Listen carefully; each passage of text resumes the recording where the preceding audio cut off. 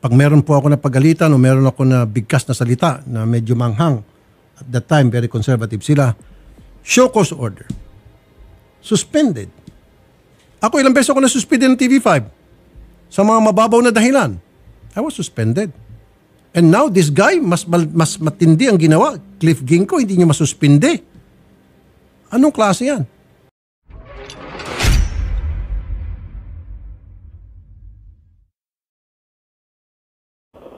TV5 management is aware of the matter regarding an alleged incident between a TV5 employee and an independent contractor. We have released the necessary notice to explain and are conducting an investigation to determine the facts and take appropriate action. We have reached out to the persons concerned and are gathering information. Rest assured that the rights and welfare of all parties shall be protected. TV5 remains committed to fostering a safe working environment. We ask everyone to kindly reserve judgment pending our investigation. Gusto ko lang linawin. Unang-una, of course, I love TV5. I'm not gonna be where I am kung hindi dahil sa TV5. And I acknowledge that and thank you. Of course, ang pasasalamatan ko si Boss MVP and all the top management na tinulungan ako, sinuportahan ako while I'm here. And while I'm here. Dito pa rin ako sa TV5. And thank you. Boss MVP, maraming salamat po. Hindi ko rin makalimutan si Attorney RCE. Isa yan sa mga nakatulong sa akin mapunta sa TV5 at gumanda yung estado ko sa TV5. And thank you so very much. At natutuwa ako, never ever sa TV5 na nalapitan ako ng mga top management na, hoy, huwag mong tirahin yan, huwag mong tirahin ito. Never, pinapabayaan nila ako. I'm free to do whatever I want to do. Now, sasabihin nyo na wala akong utang na loob. Of course, it's not the utang na loob. In fact, I'm doing TV5 a favor. Pinapaganda ko imahe ng TV5 to show TV5 na hindi kami konsidador dito. Na kapag merong nagkasala isa sa amin, in-action na namin. Kasi ang ginagawa po natin, especially this program, winawalis po namin ang mga balasubas sa ating lipunan. May kasabihan, bago ka magwalis sa labas, walisin mo muna yung sa loob. Unahin mo yung bakura mo walisin bago ka magwalis ng bakura na may bakuran. And I'm doing that. I'm doing just that. Now, ang inabutan ko kasing pagdidisiplina sa TV5 is kapag may nagkasala, ini-issue ng show cause order, bibigyan ka ng ilang araw na sagutin, kung tama pa yung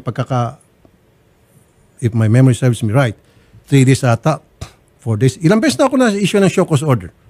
T3, even here, dito po sa Wanted sa radyo.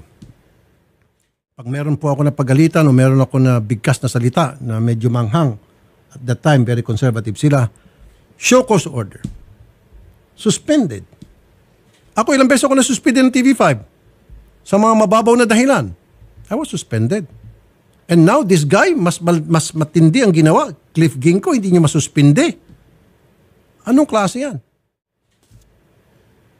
Di ba? Hindi pwede yan. Ang ibig ko lang sabihin, pantay-pantay. Kung ano yung patakaran sa isa, yun ang patakaran sa lahat. Hindi porket meron tayong taong para sa atin na importante o paborito or mahalaga, it doesn't apply to him anymore or to her. Yung patakaran, babaliin natin. Wag po. Yun lang po yung aking sentimento. Pero again, ulitin ko po sa lahat ng makapanood nito, makapakinig, magagaling po ang mga empleyado sa news. Trust me, because I've been there. Naging ano ako sa Action sa Tanghali. Naging ano ako sa Frontline Pilipinas. Ilang news nang dinaanan ko. In fact, nag-rate pa yung news ko. Yung, meron pa yung, ano ba to?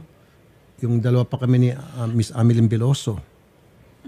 Okay. Na ang taas-taas na ratings. No, Balitang Hali po. No! Sa kabilang channel yan. Balitaang Tapat. Kaya naman. Balitaang Tapat, Idol in Frontline Action. Pilipinas, Idol in Action. Ang gagaling po ng mga writer. Ang gagaling po ng mga researcher, director, cameraman, reporter. Kaya nga nag-rate yung yung Balitaang Tapat. Tumaas ang ratings doon. Sobrang taas. Idol in Action. Frontline Pilipinas. Magagaling po sila.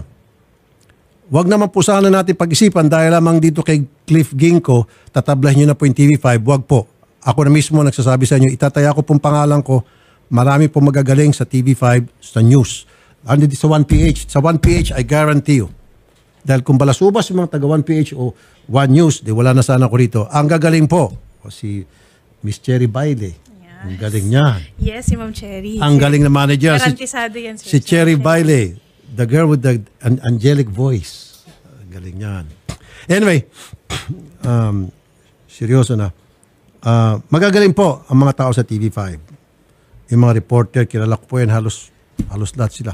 Pwede yung mga bago. Yung mga cameraman, kagaling po nila yan. Masisipag. Kaya lang, para hindi naman sana mamansyahan itong mga masisipat, magagaling, mababait, ang mga empleyado ng TV5, alisin na natin yung problema, itong si Cliff, para hindi naman madama yung iba. Para makita ng tao, talagang disiplina is discipline. Again, ako po ay nagpapasalamat sa mga reporters, sa mga cameraman, sa lahat ng mga empleyado sa TV5. At patuloy niyo pong ginagawa ninyo. Okay? Yan lamang. And huwag ka na magsalita, baka ikaw madamay. Okay lang ako. Pero anyway, kay Mr. Rolly Santos, sir, mas matindi pa nga. Anong pangalan ng HR natin noon? Hindi ko alam. Anong pangalan ng HR? Odette, yung Attorney Ona. Tama. Ay, opo. Si Attorney Ona, favorite ako noon. Every week, pinapatawag ako. Opo. Totoo yan. Bakit? Konting salita ako lang na hindi maganda. Office. Dalawang office. May office sa baba, may office sa taas. Dalawa, palagi ako pinatawag. Opo. Kasi nga, di ba, matapa ako. Ganito, walang kinikilan, upak. Minsan makapagsigaw tayo. May magsumbong lang na netizen. Office. Office sa baba, office sa taas. Pero ba't ninyo kayang gawin kay Cliff Ginko? And at that time, nagdadala ako ng ratings sa inyo. Nagbibigay ako ng ratings. Pero okay lang yon, tama lang yung disiplina. Bakit ito si Ginko ba? Nagbibigay siya ng ratings. Anchor pa ako noon. Anong naibibigay nito? Itong Cliff Ginko na ito. Okay. Good afternoon po. This is Rolly Santos, the HR head po ng TV5. Oh, okay. Rolly, excuse me. Rolly Santos, head ng HR. Magandang hapon po, Sir Rolly. Rolly Santos, head ng HR. Sir Rolly, papatay na lang po yung monitor po ninyo dyan sa tabi para dito lang po kayo sa cellphone makinig. Okay. Okay po, Sige, Sir sige. Rolly. Salamat po. Okay. Sir Rolly. Senator, gusto namin pong Una, maraming salamat po, Sir Rolly, sa pagtanggap ng aming pong tawag. Ano po, Sir Rolly? Opo, wala pong anuman, Senator. Sir Rolly, Opo. babasahin niyo po. Sige po, basahin. Statement. Sige, magbasa po kayo ng statement, sir. Statement po ng ating kumpanya. Opo. TV5 management is aware of the matter regarding an alleged incident between a TV5 employee and an independent contractor. We have released the necessary notice to explain and are conducting an investigation to determine the facts and take appropriate action. We have reached out to the persons concerned and are gathering information. Rest assured that the rights and welfare of all parties shall be protected. TV5 remains committed to fostering a safe working environment. We ask everyone to kindly reserve judgment pending our investigation. Yan po, Senator Rafi, maraming salamat po. Okay, yun lang po gusto nyo sabihin, sir. Ano iba? Pwede akong magtanong, sir? Sige po. Okay, July 23, nangyaring insidente, And right there and then, that same date, nakarating po sa amin sa Wanted sa radyo at lahat po ng mga kinaukulan, sinabihan namin, and I'm sure nag-investigate agad kayo. At this is almost 2 weeks na po. Wala pa ng result. Hindi po. Nangyari ang sinasabing nangyaring insidente ay July 23. Inakyat po ito sa aming opisina sa HR. Final po ito July 29. July 29. hapon. Okay, sige po. Opo. Pinal July 29. Kailan yung pinal to sa si Odette? Tawagin mo si Odette. So July 29, and what date was that, sir? Bagyo. Okay. Ngayon po ay August 8. Wala ho bang pinaka-latest? Pwede ho tayo makakuha ang latest. Ano po na nangyari sa investigation? Di ba, sir, ini-issue po ng show cause order dapat? Opo, na-release Ano naman pong po. nilagay niya sa kanyang show cause order, sir? Na-review niyo lang yung sagot niya sa show cause order ninyo? Wala pa wala pang reply. Wala pa siyang Expect reply. namin- Opo, kasi ang base sa pulisiya, 5 days po ang lead time.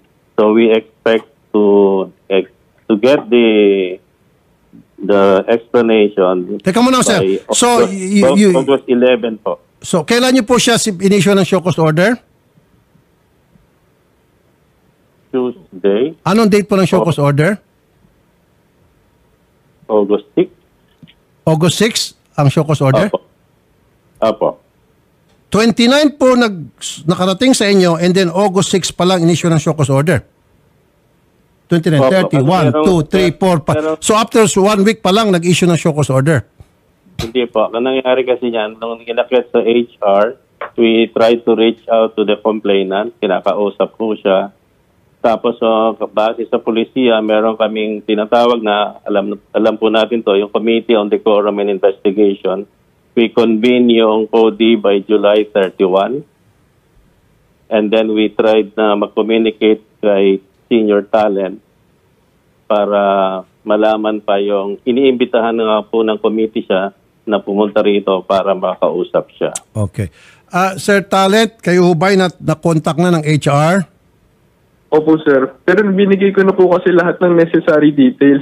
Hindi ko po kasi maintindihan bakit po kailangan lahat pa ng pati yung pagpunta ko sa police. Actually, lahat po ng statement ko nandun na po yun. Tapos po, paano po ako babalik po dyan kung nakikita ko pa rin po si Cliff na isang floor lang po yung pagitan naming dalawa. Okay. Nakikita ko po yung nung office niya nung mismong cubicle po. Hanggang ngayon po ba, Sir Talent, kayo po ay hindi na connected pa sa TV5? Hindi na? Tinanggal na po kasi ako. Tapos binigyan din po ako ng executive producer ko po ng 5,000 po para po... Ikaw pang tinanggal. Ito po yung binigay sa... Pero hindi na rin po ako, sir, para bumalik din po. Alam mo, Sir Rolly, ang sa akin lamang, sana po, habang siya iniimbestigahan, pinagbakasyon muna. Kung ako pong tatanungin, kung ako pong gagawa ng patakaran. What do you think, sir? Yes, I agree with you, Senator. Di ba? Why not come up with that kind of sistema di sa TV5 na yung ganon, seryoso yung sumbong at tatayuan ng tao na nagsumbong yung kanyang sumbong at may mga dokumento naman sa police, hotel and all, then suspendin muna habang inimbestigahan siya. Ngayon, kung lumitaw sa investigasyon na inosente siya, then mabilis naman i-lift yung suspension, tapos yung mga nawalang pera sa kanya, as a result of suspension, hindi naman pala without pay, basta suspension lang muna, wag mo siya pumasok. O pagkatapos niyan, pasok siya ulit. That's exactly part of our investigation, Senator. Opo. Determine po namin. Please, sir, I'm not dictating upon you what needs to be done. Ang sabi sa akin lang po, kung ano yung narapat para naman yung taong nasaktan, mababawasan yung kanyang sama ng loob. Yung bang, suspendin nyo muna itong si Cliff Ginko, nasa baba lang daw po, sir, tinarayan pa nga kami. Sabi na, gusto na namin kausapin, tumaray pa nga eh. Baka Yes, naman... Senator, makakasa po kayo na patas, objective po yung... Kasi sir, kapag hindi nyo sinuspend ito, magpapatawag ako ng hearing sa Senado. Trust me.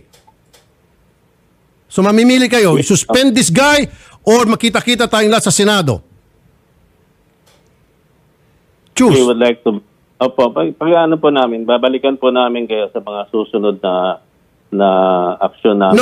No, I want the answer by 5 o'clock. Kasi pag wala, by 5 o'clock, Garrett, mag-file ka ng resolution. I'll give you until 5 o'clock. If this guy will not be suspended 5 o'clock, then magkikita-kita tayo sa Senado. I'm sorry. Ipapatawag kita, sir. Po, Senator. Yes po, we have jurisdiction over them. Mr. Santos, ipapatawag kita. Kasama si Lucy Cruz, si Madam Lucy Cruz Valdez. Kayong dalawa, patatawag ko. Yes po, sir, in the Committee of Public Services. Mr. and Santos. Franchises po. Yeah po, we take note of that. Salamat po, sir. Get your act together, sir. Opo, salamat. I want this guy suspended. Kung nagagawa ko to sa mga police, what's so special about this guy? Kung nagagawa ko to sa mga sargento, colonel, chairman, ba't di ko kayang gawin dito kay Cliff Ginko? Sana intindihan niyo, sir, ha?